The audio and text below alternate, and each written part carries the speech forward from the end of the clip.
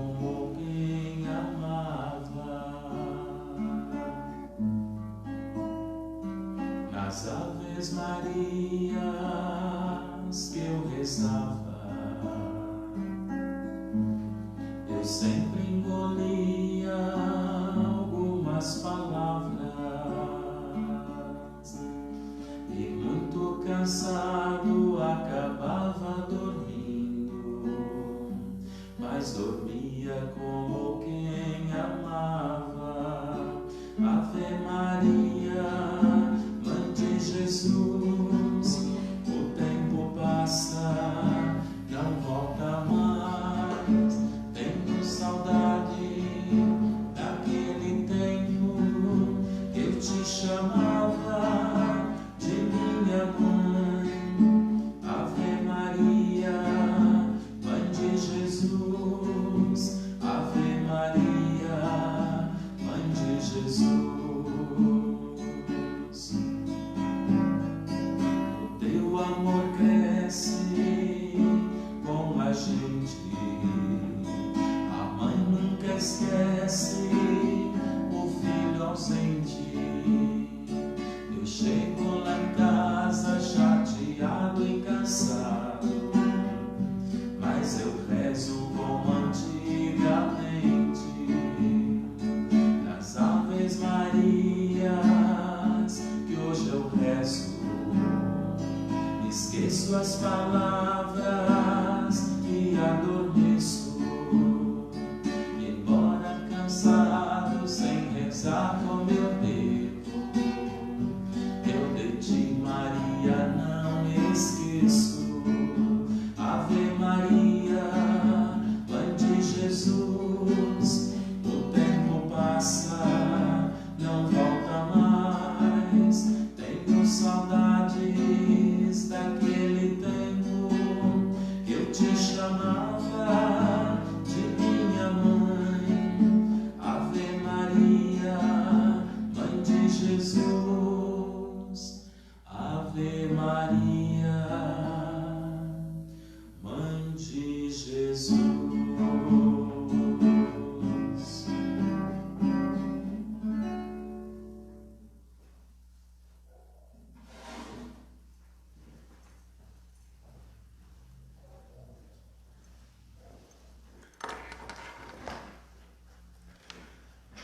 Boa noite.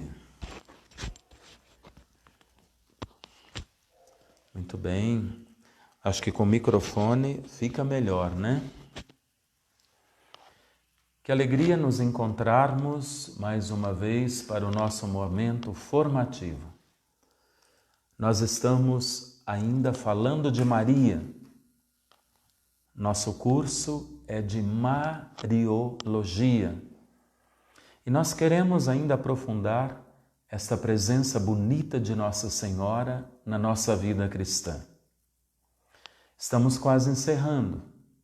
A semana que vem nós vamos encerrar a Mariologia e depois nós vamos iniciar os sacramentos, tá bom? Espero que você continue a nos assistir e também pode depois, inbox, você mandar sugestões. Em nome do Pai, do Filho e do Espírito Santo. Amém. Vamos iniciar invocando Maria. Esta é uma imagem da Imaculada Conceição, lembrando a solenidade de ontem, a Assunção de Nossa Senhora aos céus. Também é chamada de Nossa Senhora da Glória. Vamos invocá-la, colocando você, colocando a sua família, colocando as suas preocupações, colocando as pessoas enfermas. Já vamos colocar neste momento a sua intenção para que Nossa Senhora possa cuidar, que Nossa Senhora possa interceder pela cura, pelo sentido da vida, pelo bem-estar, para que não falte pão em tantas formas nas mesas e nos corações. A presença de Maria é uma presença forte. Ave Maria, cheia de graça, o Senhor é convosco. Bendita sois vós entre as mulheres, e bendito é o fruto do vosso ventre, Jesus. Santa Maria, Mãe de Deus, rogai por nós, pecadores, agora e na hora de nossa morte. Amém. Glória ao Pai, ao Filho e ao Espírito Santo, como era no princípio, agora e sempre. Amém. Nossa Senhora da Glória, rogai por nós. Em nome do Pai, e do Filho, e do Espírito Santo. Amém.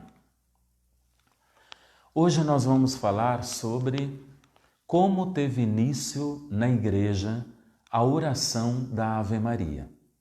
E se tivermos tempo, vamos falar um pouco da medianeira ou intercessora. Às vezes confunde-se com o mediador, que na verdade tem o mesmo significado, mas é preciso que nós compreendamos melhor esta afirmação, senão nós caímos naquela radicalidade de dizer: Jesus Cristo é o mediador e não existe mais ninguém em Jesus que possa mediar ou interceder.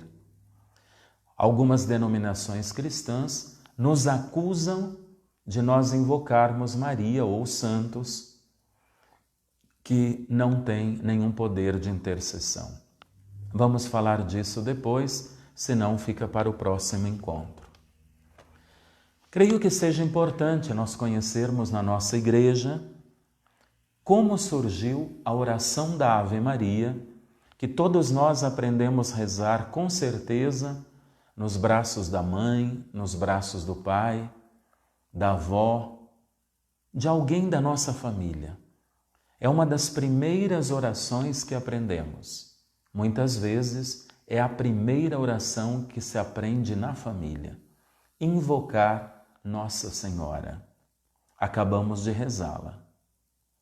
Na liturgia batismal da Igreja Siríaca, a oração da Ave Maria já está presente, aqui é importante, os 2 versículos primeiros da oração.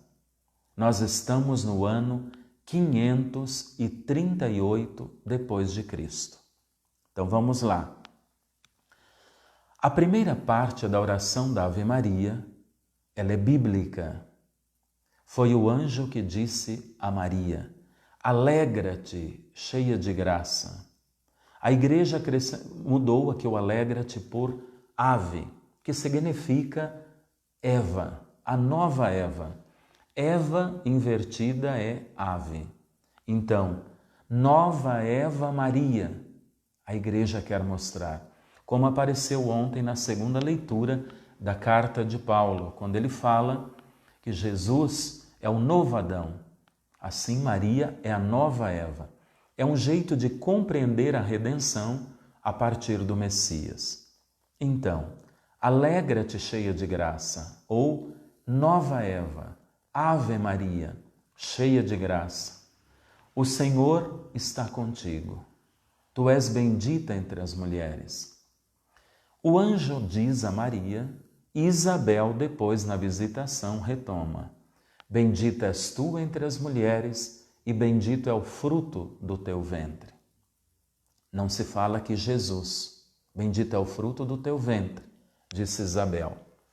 Essa primeira parte bíblica, já se sabe que os primeiros cristãos rezavam, mas nós não temos ainda um documento que mostre claramente no início da igreja os cristãos rezando estes 2 versículos primeiros do anúncio do anjo e da proclamação das bem-aventuranças para Maria, bendita de Isabel. Bendita és tu entre as mulheres e bendito é o fruto do teu ventre. Sabemos que rezam e assim se rezavam só esses 2 versículos. Por isso que é bom nós termos presente como a oração foi se dando. Porque aí nós poderíamos pensar, mas é bíblico. Nós fomos aprendendo a rezar. Não, é bíblico só os 2 primeiros versículos. Repito, que o anjo anunciou as primeiras palavras e depois Isabel também nas suas primeiras palavras. Porém, nós já temos registrado, então, no século VI, 500 anos depois do nascimento de Cristo, na liturgia batismal siríaca, estes 2 versículos sendo rezados. O que significa que a Igreja, ao longo de mais ou menos 4 a 5 séculos, ela reza, invoca Maria como o anjo e como Isabel a saudaram. Com São Gregório Magno, São Gregório viveu entre os anos 590 e 604. Aqui já aparecem a união dos 2 versículos como antífona do ofertório no 4º domingo do Advento. É bom lembrar que São Gregório Magno é o responsável do canto gregoriano. Fica o famoso Magno, o grande. O canto gregoriano vem com São Gregório Magno. Então, ele que reformou a liturgia, ele que traz o canto gregoriano por causa do seu nome, com as chamadas melismas, sobe e desce, que os mosteiros cantam bastante, ou é a forma monástica de cantar. Nós já temos Ave Maria, cheia de graça, o Senhor é convosco. Bendita sois vós entre as mulheres e bendito é o fruto do vosso ventre. Mas rezado na liturgia do 4º domingo do Advento. Por que o 4º domingo do Advento? Porque é, por excelência, na liturgia, o dia de Maria. Dia de Maria, porque nós já estamos quase que às vésperas do Santo Natal. E cada domingo do Advento nós temos um personagem que marca. João Batista nos 2 primeiros domingos e o profeta Elias. No 3º nós temos o domingo da alegria. Aliás, nós temos no 1º Isaías, no 2º e 3º João Batista e no 4º Maria. É o dia litúrgico de Maria, o 4º domingo do Advento. São Gregório Magno já teria colocado esses 2 versículos já para saudá-la próximo do nascimento de Jesus. Na igreja de Santa Maria Antíqua, em Roma, eu estive lá na visita de Límina com os outros bispos e o Papa Francisco, ele celebrou, nós concelebramos com ele na quarta-feira de cinzas deste ano, às vésperas de viajarmos. A pandemia já estava pegando lá em Roma. Lá na Santa Maria Antíqua tem uma inscrição mutilada do ano de 650 em grego, trazendo as 2 partes da Ave Maria, ou esses 2 versículos que nós rezamos no início ou a primeira parte da Ave Maria. Olha lá, nós já temos marcado também, então, no século VII, nesta igreja, em grego, as 2 partes, os 2 versículos do início da Ave Maria. O que vai mostrando para nós que era popular. Os cristãos rezavam a primeira parte da Ave Maria como nós a conhecemos hoje. Era uma oração própria já. A partir daí, começa-se a ser comentada nas homilias. Olha, como por exemplo, São João Damasceno, no século VIII, e nos escritos de São Bernardo de Claraval, no início dos anos 1000. São Bernardo, mais ou menos do ano 1000 e pouco, 1100 e pouco. Então, vai aparecer já em alguns escritos dos santos, como o de São João Damasceno e São Bernardo de Claraval, nas homilias e também explicativas, essas homilias, a partir destes 2 versículos do início da Ave Maria. Olha, uma oração rezada, uma oração comentada, uma oração feita reflexão na vida dos cristãos. Já estamos aí virando o segundo milênio da história do cristianismo. Os 2 primeiros versículos, então, do anúncio do anjo e da visita de Isabel, de fato se tornou popular no primeiro milênio e foi recitado muito como jaculatória. O que é jaculatória? Ó Maria concebida sem pecado, rogai por nós que recorremos a vós. É uma jaculatória enriquecida com indulgências. Outra, Senhor, eu vos agradeço por terdes morrido na cruz pelos meus pecados. Meu Jesus, misericórdia. Uma antífona passionista. Assim, não se rezava, olha lá, não se rezava em forma de uma oração, porque 2 versículos são breves, mas como uma antífona, porque seria uma oração abreviada a Nossa Senhora, como uma antífona a Nossa Senhora, não uma oração para se rezar a ela como nós a rezamos hoje. Quero lembrar que a oração a Nossa Senhora, nós já falamos sobre isso, mas agora falando da Ave Maria é importante, a oração antiga, que data do final do século II, é: a vossa proteção recorremos, Santa Mãe de Deus. Não desprezeis as nossas súplicas, em nossas necessidades, mas livrai-nos sempre de todos os perigos, ó Virgem gloriosa e bendita. Esta é a oração. Esta é a oração, que vai a partir do final do século II e também vai perdurar na história da Igreja. Mas a oração da Ave Maria, os 2 versículos, vem muitas vezes de forma popular, mas como uma antífona, oração breve a Nossa Senhora.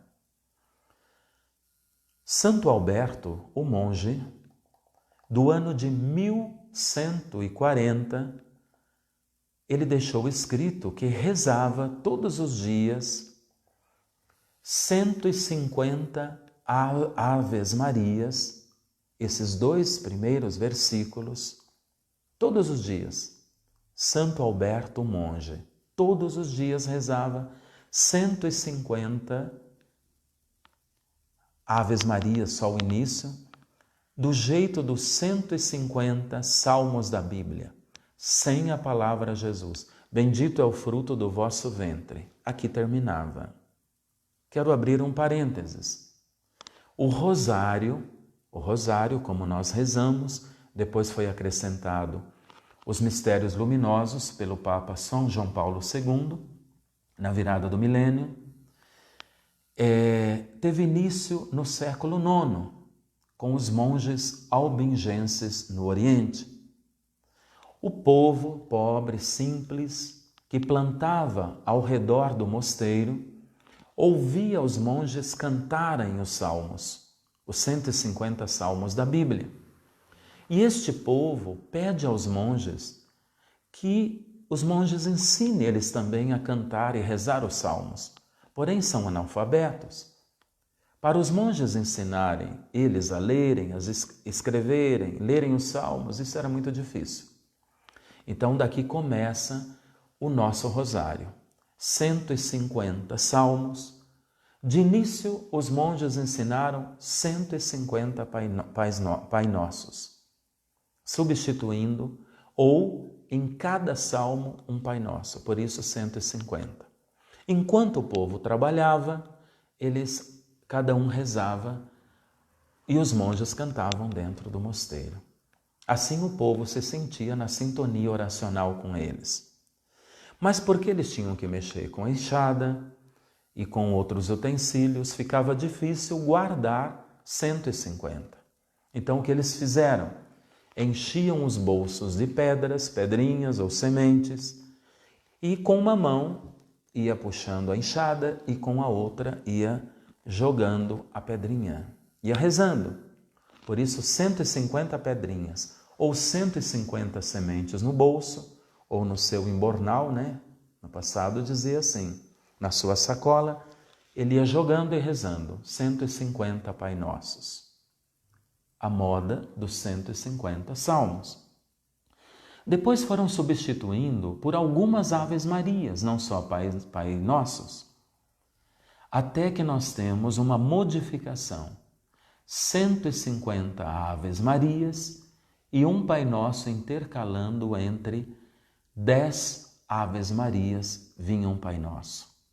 A construção, então, do Rosário começou no século IX, mas nós temos ainda esta construção ao longo de mais ou menos 3 a 4 séculos. Não foi do dia para a noite.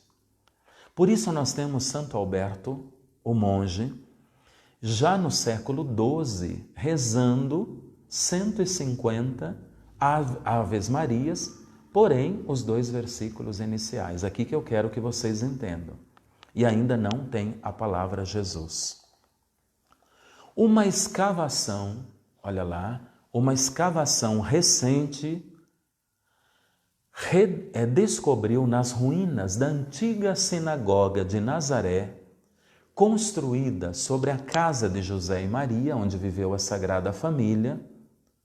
Já essa inscrição ela seria do século II, final do século II, é Ave Maria, o que denota então, já eu falei para vocês, a devoção primitiva à Mãe de Jesus, a vossa proteção. Quem acrescentou Jesus na Ave Maria? Porque Isabel não diz, bendito é o fruto do vosso ventre, Jesus. Ela diz, bendito é o fruto do vosso ventre. O acréscimo foi feito pelo Papa Urbano IV.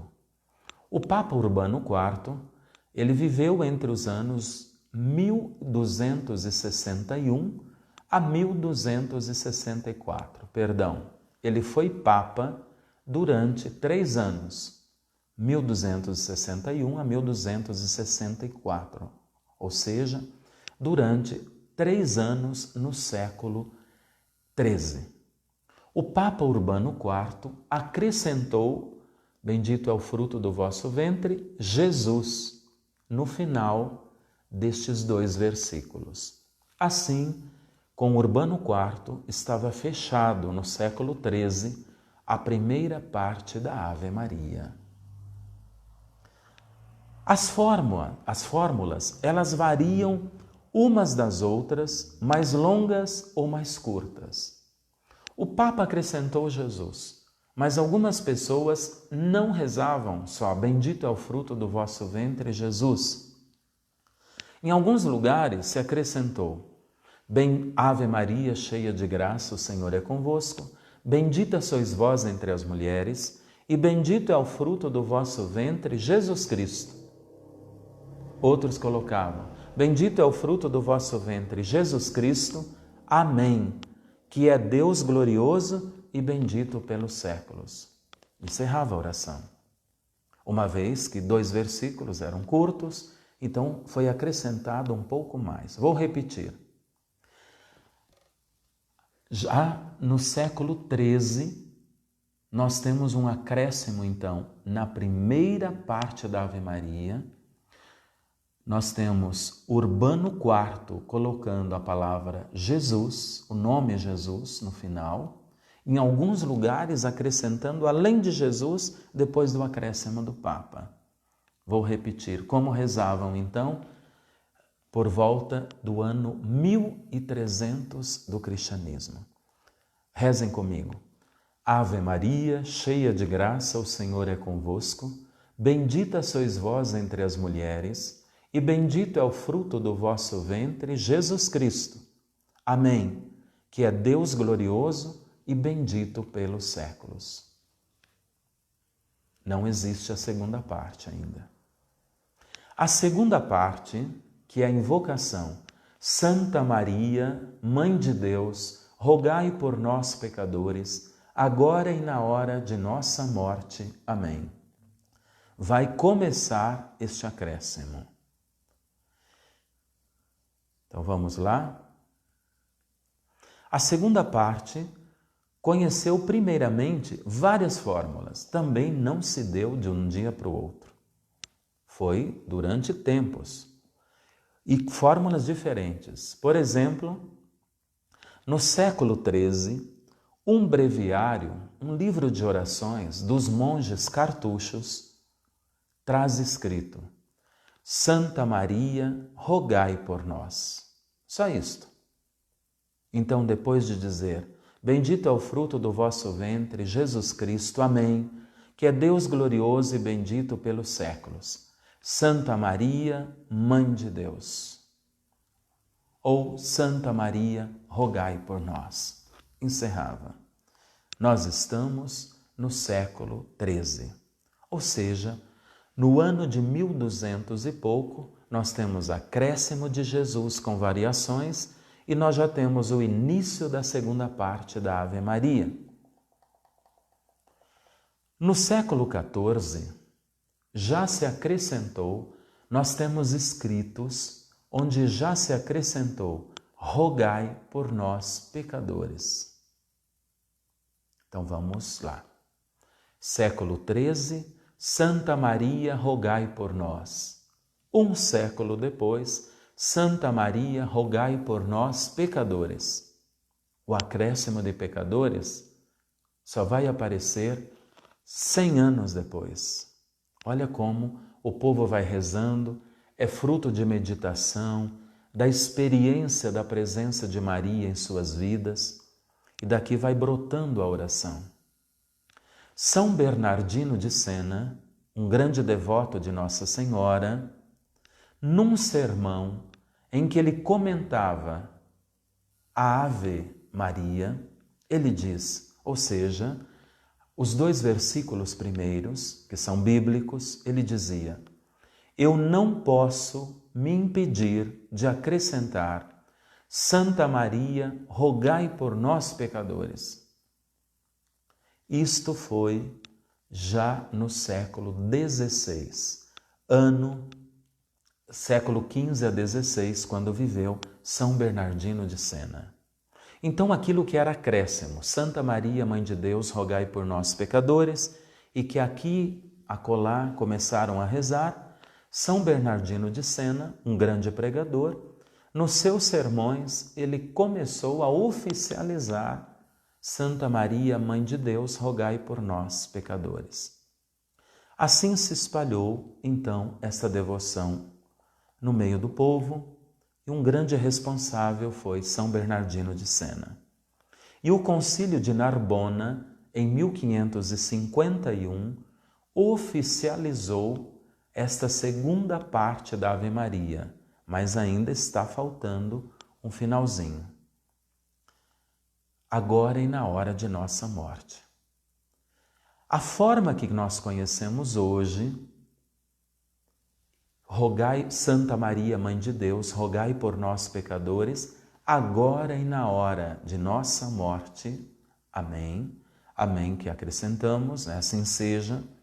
Foi fixada na Igreja pelo Papa Pio V, São Pio V, no ano de 1568.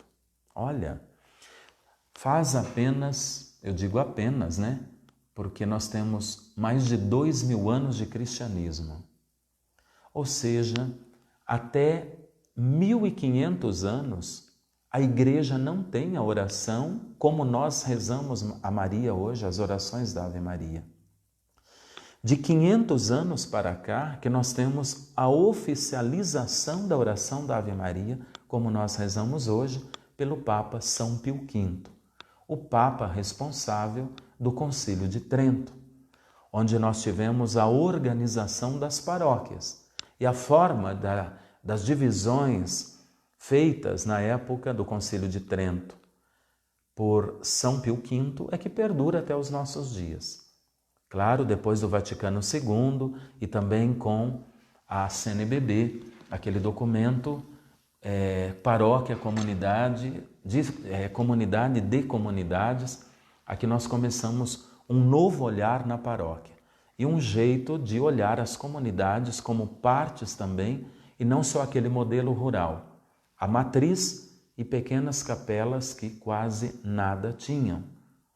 E tudo girava só em torno da matriz. Embora nós tenhamos esse modelo hoje, que vem desde Trento, mas nós temos hoje uma visão mais ampliada de como dinamizar as paróquias. Mas o assunto aqui é Maria. Então, nós temos desde 1568 a oração da Ave Maria como nós rezamos. E foi Pio V, por causa da reforma litúrgica que ele prescreveu, naquela reforma litúrgica, ele pediu uma oração silenciosa do Pai Nosso e da Ave Maria antes das horas canônicas. Então, São Pio V, para quem reza as horas canônicas, a chamada liturgia das horas, São Pio V havia pedido que rezasse cada pessoa em silêncio um Pai Nosso e uma Ave Maria antes de começar laudes, vésperas, sobretudo laudes e vésperas, que é a oração canônica da manhã e a oração da tarde. Por isso ele oficializou a oração da Ave Maria como nós a conhecemos. Em 1955, o Papa Pio XII, o Papa da proclamação da Assunção de Nossa Senhora, que foi em 1950, a solenidade que nós celebramos hoje. Na reforma litúrgica de Pio XII, em 1955, ele tirou esta obrigação de se recitar silenciosamente um Pai Nosso e uma Ave Maria antes de laudes e vésperas, que são as orações canônicas da Igreja. Outra curiosidade importante com relação a Maria. A oração da Ave Maria, ela está associada ao Ângelus. O anjo do Senhor anunciou a Maria, e ela concebeu do Espírito Santo. Ave Maria, eis aqui a serva do Senhor, faça-se em mim segundo a vossa palavra. Ave Maria, cheia de... E o Verbo se fez carne e habitou entre nós. Ave Maria, cheia de... Essas três fórmulas da anunciação. O anjo que anuncia, a resposta de Maria e a encarnação do Verbo. Quando surgiu o Ângelus? A oração da Ave Maria, ela está associada à oração do Ângelus, que geralmente rezamos 6 horas da manhã, ao meio-dia e às 6 horas da tarde. Por que nesses horários? Vou explicar. 6 horas da manhã ou 6 horas da tarde, 18 horas, os ponteiros estão assim, não é? Olha lá. Um ponteiro aponta para a terra, o outro ponteiro do relógio aponta para o céu.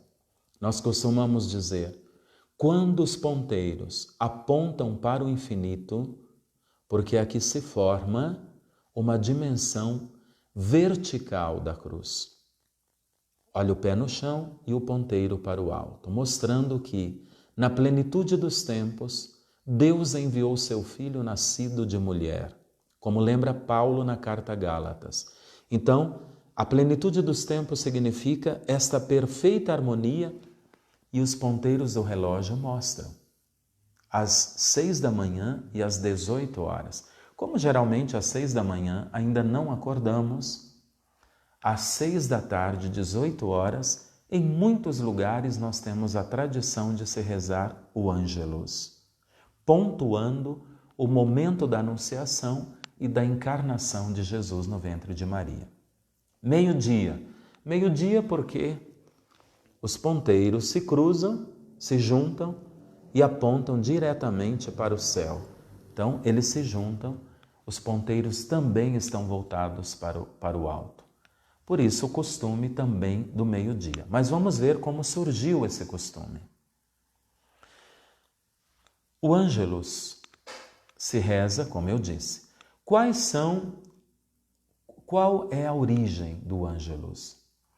Nós temos algumas indicações, não temos por escrito tão corretamente, mas um pouco histórico que dá para nós termos noção de como surgiu. A oração do Ângelus, o anjo do Senhor anunciou a Maria, eis aqui a serva do Senhor, e o Verbo se fez carne, teve origem no século XIII da Igreja, à tarde, às 18 horas.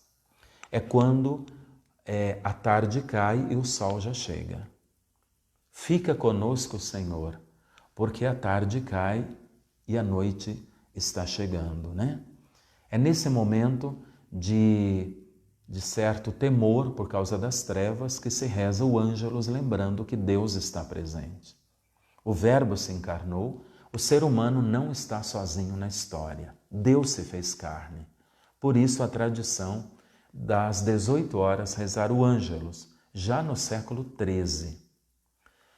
O Papa João XXII, no século XIV, ano de 1318, ele deu indulgências, concedeu indulgências para quem rezasse o Ângelus. Então já foi enriquecido no século XIV. O Ângelus da manhã também teve origem no século XIV. Então, no século XIII se rezava o Ângelus às 18 horas. O costume se estendeu para rezar de manhã, às 6 da manhã também, já no século XIV, um século depois. O Ângelus do meio-dia, porque se ligou sempre aos ponteiros, 6 da manhã e 18 horas. O Ângelus do meio-dia, quando se juntam os dois ponteiros, os ponteiros apontam para o infinito. Assim dizia o padre Vítor Coelho de Almeida, naquela consagração a Nossa Senhora às 3 da tarde. E ele rezava ao meio-dia. As pessoas não mais antigas, mas de mais experiência vão lembrar, né? Essa oração ao meio-dia em Aparecida, transmitida pelo saudoso Padre Vítor, que está em processo de canonização. Então foi muito mais tarde que surgiu o Ângelus ao meio-dia. E veio do costume, olha lá, de tocar os sinos às sextas-feiras em memória da paixão do Senhor. No século XV, já se tocava os sinos todos os dias. Então o que aconteceu? Nas sextas-feiras, a Igreja, a partir do século XIV, foi começando um costume, já que as sextas-feiras lembra a morte de Jesus no Calvário, ao meio-dia se tocar 3 vezes o sino. No século XV, nós já temos como costume todos os dias. Então, o Ângelus do meio-dia acompanhava as sextas-feiras, quando se tocava 3 vezes os sinos das igrejas. Mas depois, no século XV, não só às sextas-feiras, quando se tocava o sino, se começou a rezar todos os dias, também ao meio-dia.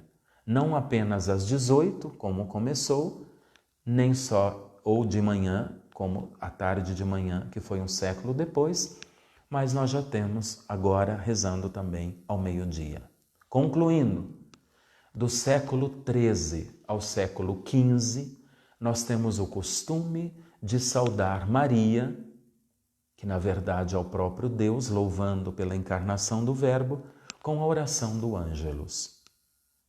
No século XVII, estabeleceu-se o toque do Ângelus 3 vezes ao dia.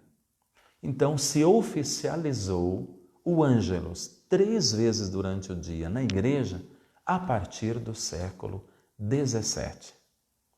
O sentido originário de rezar o Ângelus 3 vezes, 6 da manhã, meio-dia e às 18 horas, era para pedir a paz para o mundo.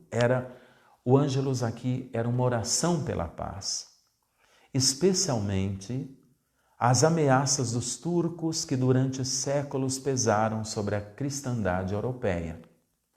Nós vamos ver a batalha naval de Lepanto, de onde o Papa Pio V, olha, no século XVI, ele pediu que se rezasse o rosário. E aí os cristãos venceram aquela batalha. E aí então nós tivemos origem a devoção a Nossa Senhora do Rosário, ou Nossa Senhora das Vitórias, por causa da vitória dos cristãos na batalha naval de Lepanto. Por isso que nós temos esse pedido de paz, a oração da Ave Maria associada ao Ângelus, ela vem para pedir a paz diante de tantas guerras e perseguição aos cristãos. Século XV ao século XVIII, ao século XVII se oficializa. Costuma-se fundir nos sinos. Os sinos mais antigos, eles vêm com uma inscrição: O Rec Gloria, veni cum pace. Ó Rei da Glória, venha a vossa paz. Ou venha com a paz. Ó vem, Rei da Glória, com a vossa paz. Seria mais essa tradução do latim. Então, os nossos sinos, isso é importante para sabermos, os sinos nas catedrais, os sinos das igrejas, não são apenas bonitos quando nós os escutamos e nos ajudam a rezar, principalmente ao meio-dia, às 18 horas. Mas vem da tradição de se tocar o sino, rezar o Ângelus, pedindo pela paz no mundo. E hoje se continua. Muita violência, perseguição aos cristãos, mas tantas outras formas de guerra que ameaçam povos, nações, famílias, corações, divisões de tantos lados, né? Nas pequenas e grandes cidades. Seria preciso resgatar essa origem dos sinos quando nós tocamos os sinos, nós estamos pedindo a paz a Jesus, que é o Rei da Paz. Por isso que os sinos, eles trazem em latim esta expressão: Ó Rei da Glória, venha a vossa paz, ou venha com a paz, porque Ele é a verdadeira paz. No Natal, que nós costumamos tanto ouvir os sinos, os anjos cantaram glória a Deus nas alturas e paz na terra aos homens por Ele amados. Então, os sinos de Natal anunciam a chegada do menino Deus e a paz que vai reinar na terra com Jesus. Claro, com Jesus a paz veio reinar. Os seres humanos que não querem saber de Jesus e aí fazem guerra, ódio, divisões, eles que provocam, mas não vem de Deus.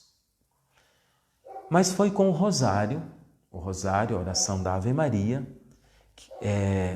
com a recitação do rosário, 150, então, Aves Marias. Então, lá pelo século, mais ou menos, século XI do cristianismo, nós estamos aí 1000 anos, 1100 do cristianismo, nós temos o rosário, já com os mistérios, 10 Aves Marias, um Pai Nosso, e vai se acrescentando. Na Idade Média, nós temos a segunda parte da Ave Maria, como vimos, e João Paulo II acrescentou os mistérios luminosos, então nós temos 200 Aves Marias, mas se tornou mais longo o rosário. No seu início, quando se rezava a Ave Maria, eram apenas os 2 versículos iniciais. Por isso muita gente tem preguiça de rezar todo o rosário. Mas nós temos condições de rezar o terço todos os dias. E Nossa Senhora nos pediu. E a oração do terço é sobretudo pela paz no mundo e conversão dos pecadores. Esse pedido foi sobretudo em Fátima, de Nossa Senhora. E eu quero terminar hoje falando sobre a medianeira, mediadora, intercessora. Há muita confusão aqui, quando Jesus é o único mediador. A palavra medianeira ou mediador significa aquele que intervém ou aquela para estabelecer um acordo, uma reconciliação entre 2 pessoas ou mais. Mediar a reconciliação entre 2 pessoas ou mais. Então, medianeira. Quando eu digo que Maria é medianeira das graças, ou intercessora, que aqui é sinônimo, eu estou dizendo que ela está entre nós e Deus, entre eu e Deus, quando eu a invoco. Esse é o papel da intercessora Maria ou medianeira Maria. Sobretudo medianeira, que está muito ligado à palavra mediador. Os santos, intercessores entre eu e Deus, e por privilégio, Maria. No Antigo Testamento, a imagem de Deus, ela vinha dessa forma pessoal e antropomórfica. Ou seja, o povo via Deus como falava com uma pessoa mesmo. Tem olhos, tem mãos, tem braços, tem ouvidos. Olha lá, eu desci, eu ouvi o clamor do meu povo. O livro do Êxodo no capítulo 3. Eu ouvi o clamor do meu povo. Eu vi os seus sofrimentos. Eu desci como se ele tivesse pernas, né? Então, ouvidos, olhos, boca, Deus fala. Essa forma de conceber Deus significa que o povo já crê no Antigo Testamento que esse Javé é um Deus que caminha junto e ele se faz tão humano porque ele se faz próximo.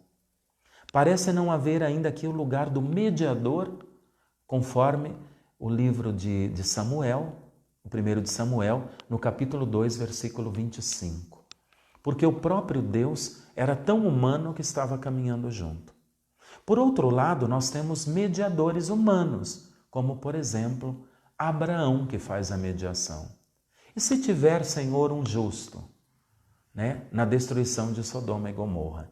E se tiverem tantos justos? E se tiver tantos justos? Ele vai mediando para que Deus não destrua Sodoma e Gomorra.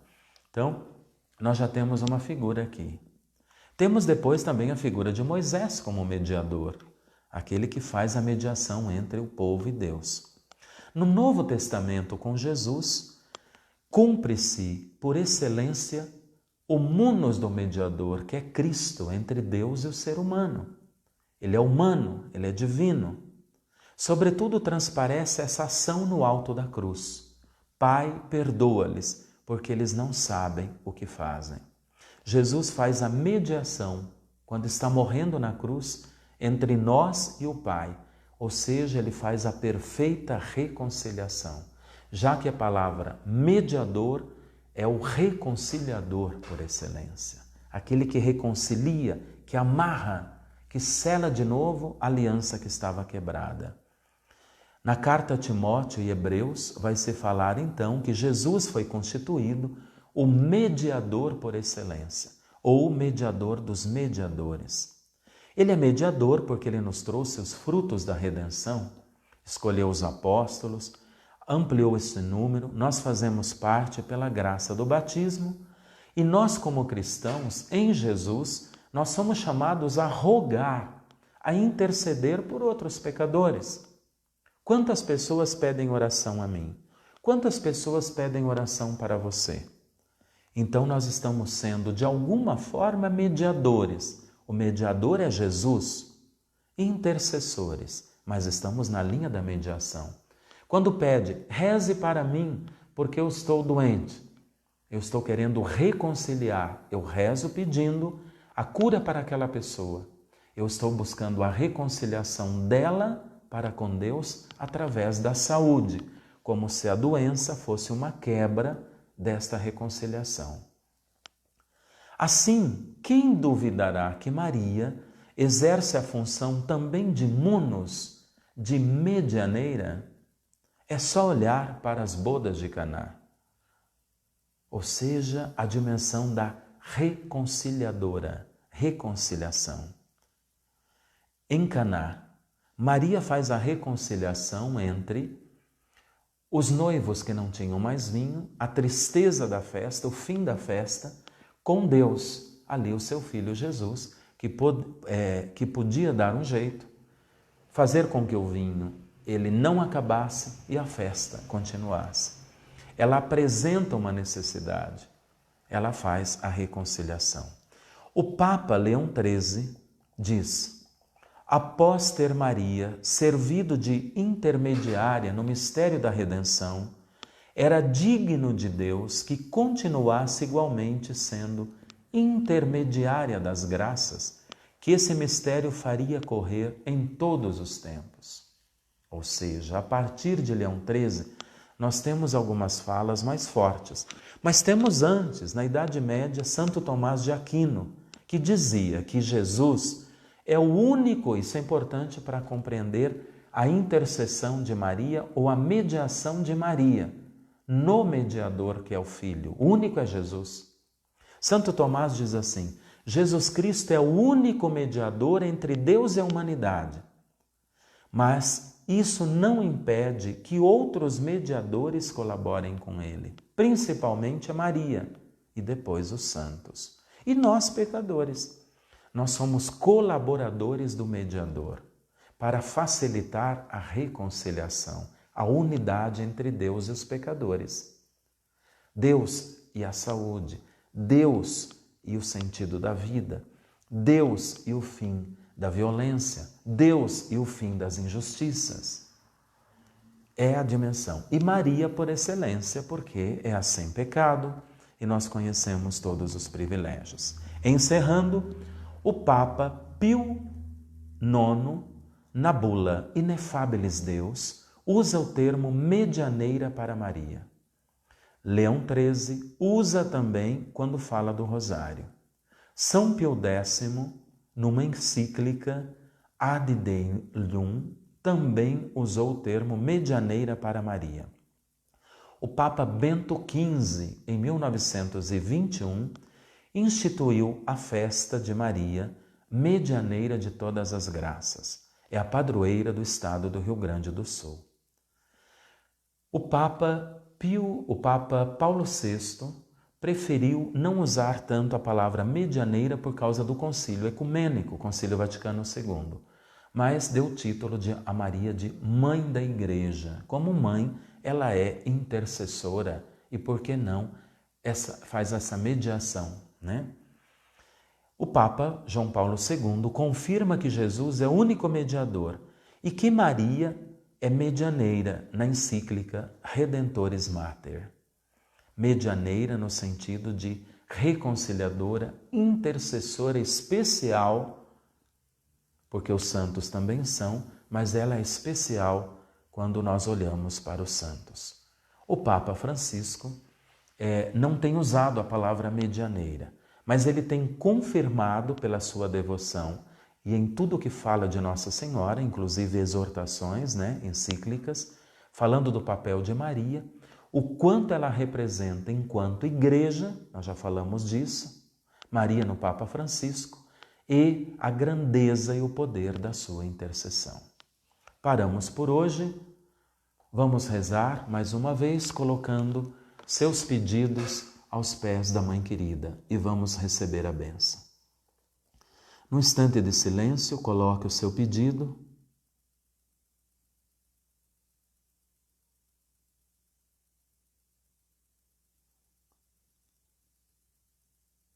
E rezemos. Salve Rainha, Mãe de misericórdia, vida, doçura, esperança nossa salve. A vós bradamos, degredados filhos de Eva, a vós suspiramos, gemendo e chorando neste vale de lágrimas.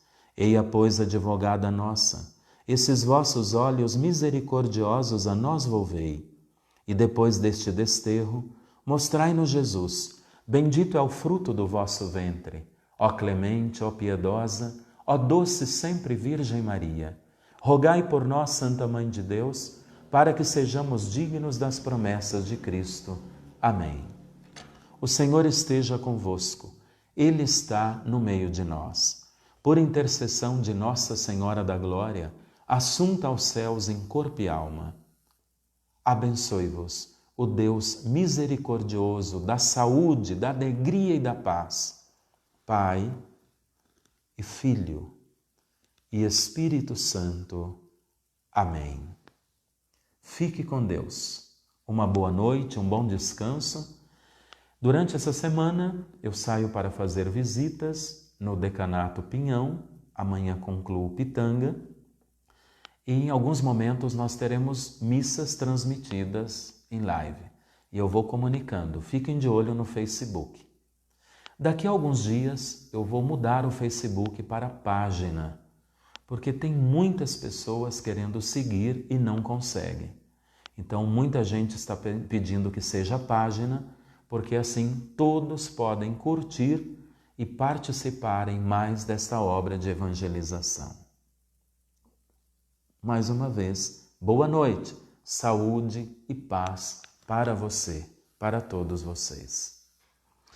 Ó, vem conosco, vem caminhar, Santa Maria vem. Ó, vem conosco, vem caminhar, Santa Maria vem.